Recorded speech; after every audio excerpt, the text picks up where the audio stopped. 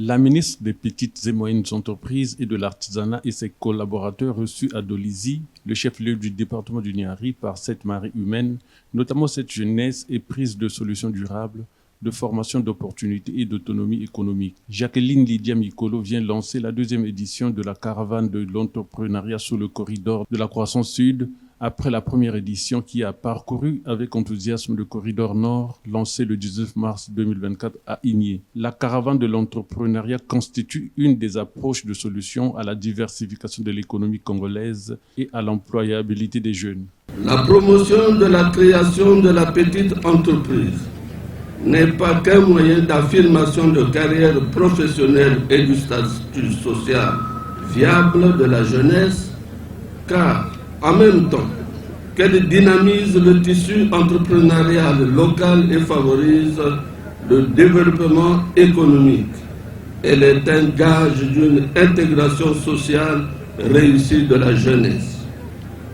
J'exhorte la jeunesse de Dolisie à s'approprier pleinement cette caravane qui est une vraie opportunité pour son épanouissement et pour son intégration socio-professionnelle.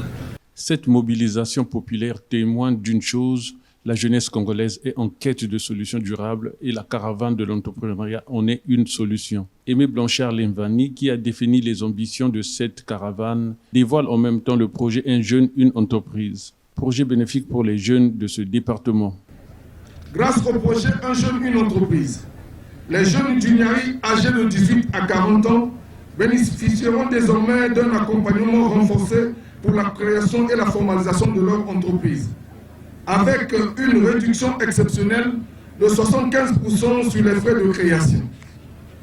Au lieu de s'acquitter de la somme habituelle de 100 000 francs CFA, ils n'auront à débourser que 25 000 francs CFA.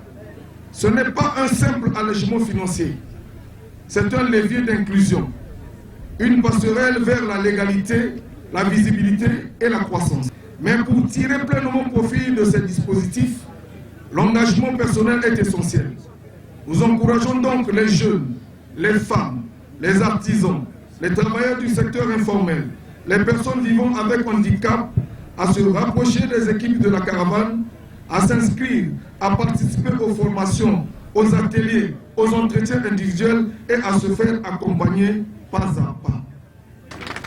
Chers jeunes de Dolisie et du Niari, vous êtes les acteurs de la transformation. Ne doutez pas de vos capacités. Osez entreprendre. Prenez courage. Mettez-y de la volonté et cette volonté est entre vos mains.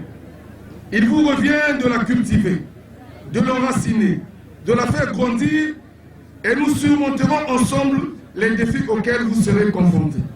Consciente que ce programme symbolise plus qu'un simple événement, il est plutôt une déclaration de confiance envers la jeunesse qui reflète la ferme volonté du gouvernement de faire de son énergie, sa créativité et de sa volonté d'avancer le moteur d'une économie nationale plus inclusive, plus innovante et plus durable.